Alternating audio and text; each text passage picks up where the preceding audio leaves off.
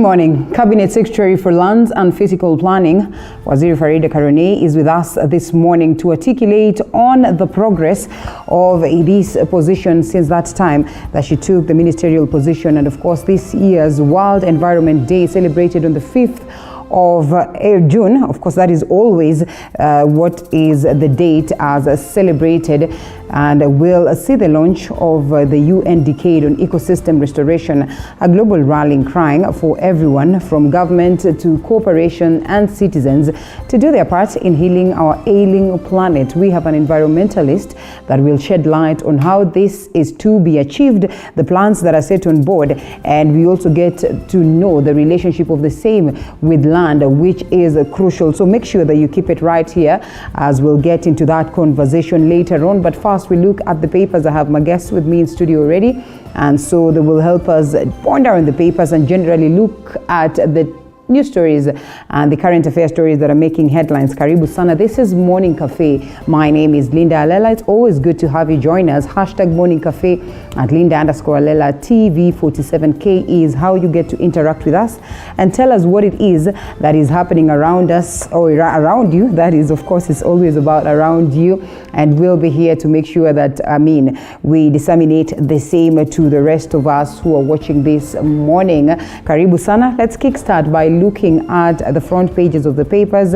And yes, we have the Standard newspaper, the Daily Nation, and the People Daily. As always, we look at the key stories that are actually more or less the same. You would look around, and here is the Daily Nation. BBI court date jolts referendum plans. That is what we'll be looking at as we ponder, and we also get to hear the view of the guests this morning. Tough years of double KCPE, KCAC exams.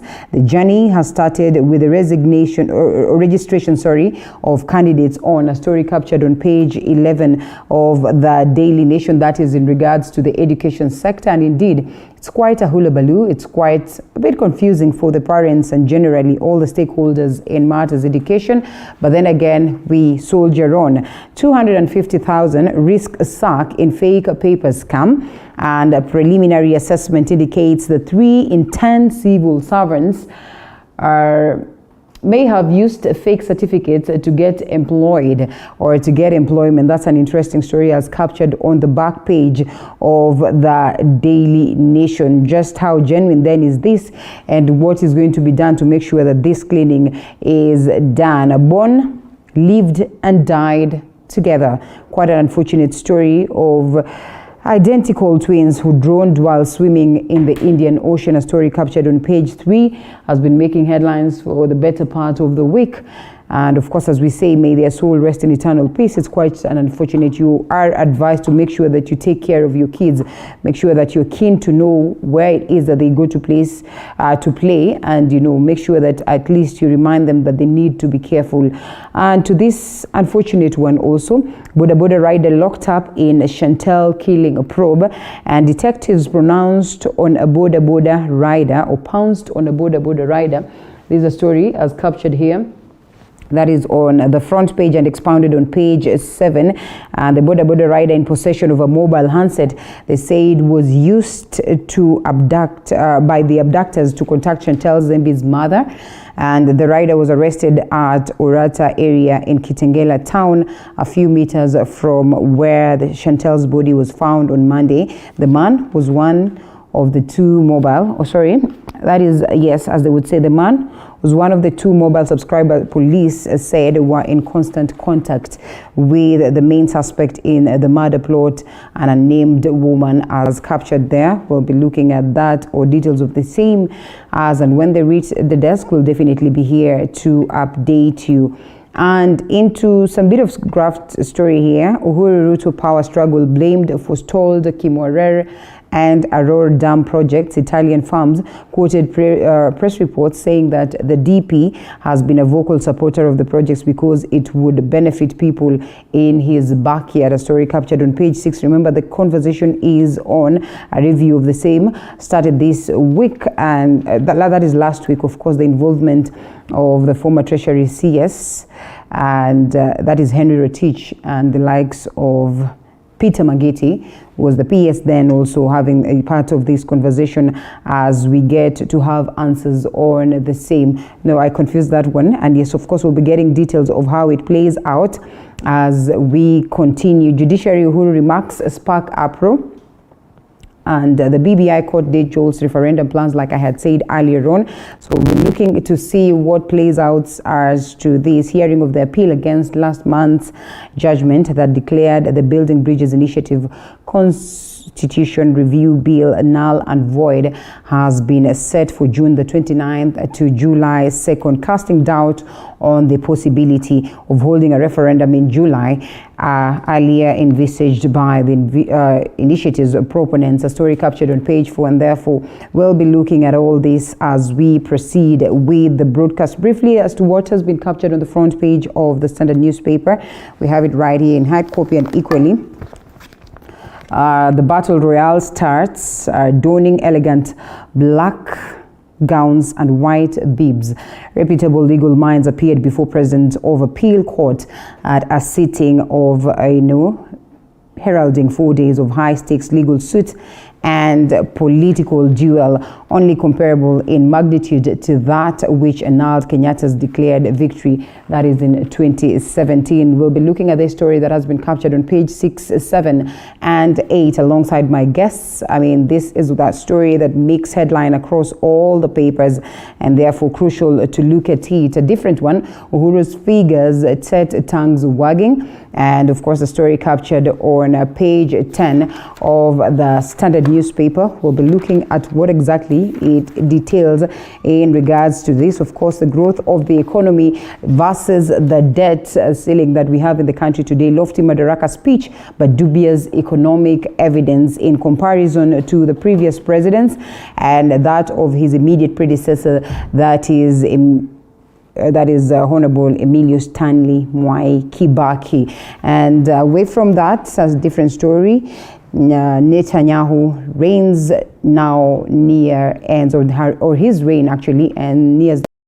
There's a lot of conversation that is playing out in Israel right now, of course, not forgetting the battle that is on, and not forgetting the conversation of how they get to root him out as individuals. The likes of the key opposition leader are, flexing themselves to take up the challenge. And Kenya to pay China loans from July, a story captured on page 26, one that would not augur well with many, as still questions linger as to just what it is that played out as we get to acquire some of these loans. President Uhuru Kenyatta at some point equally saying that he is going to reveal or to present details of, the agreement that was there before we got into the SGR deal.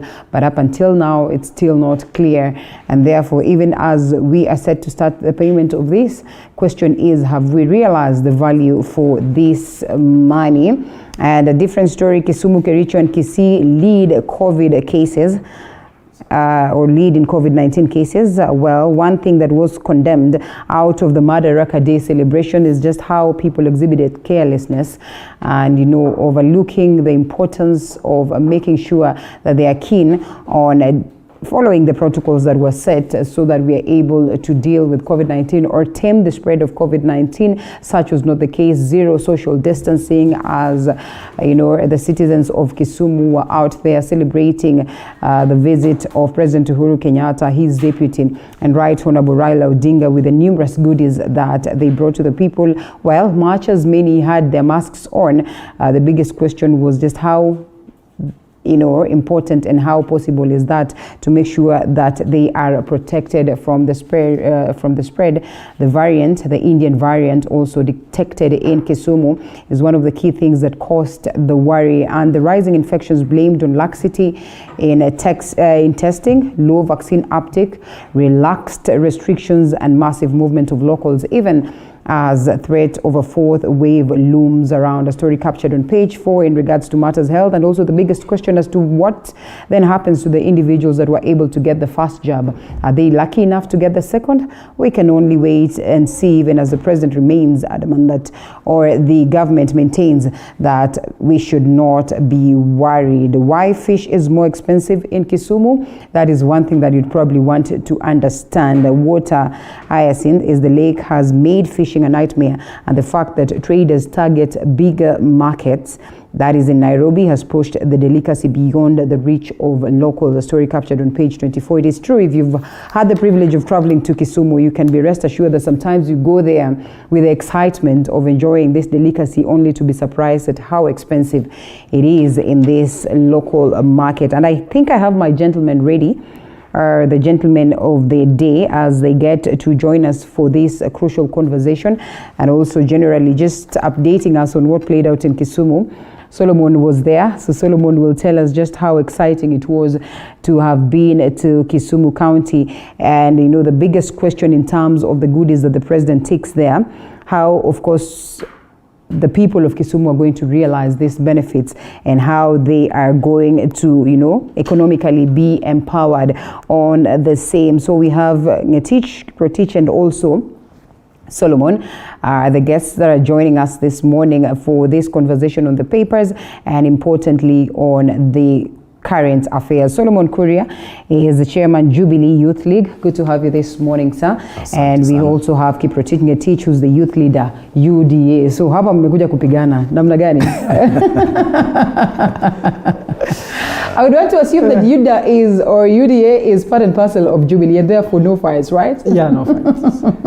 How are you? I'm good. I'm good to have you. Thank you. Asante sana for finding time. I think I'll be courteous enough to share this, so at least you will be also helping us see what has been captured. And yes, the front page of the Daily Nation is what Solomon has this morning. BBI court holds dates, or jolts the dates of a referendum. I think we saw what played out yesterday in the corridors of justice, and the conversation is on hearing of the appeal against the last month's judgment that declared the Building Bridges Initiative Constitution Review Bill null and void. But then again, we all acknowledge that there's that room of challenging that ruling on a higher court, and therefore, yes, the proponents took up the challenge, and here they are. What are the chances? Let me say good morning first. Yes, good morning. And say hi to the viewers. I'm happy to be back here. Karibu. Number one, I'm hopeful that within 1 month, reggae will be back. Mm-hmm. And since now we are saying nobody can stop reggae, and it seems that there's a challenge. So once it's back, we're going to sing reggae music again.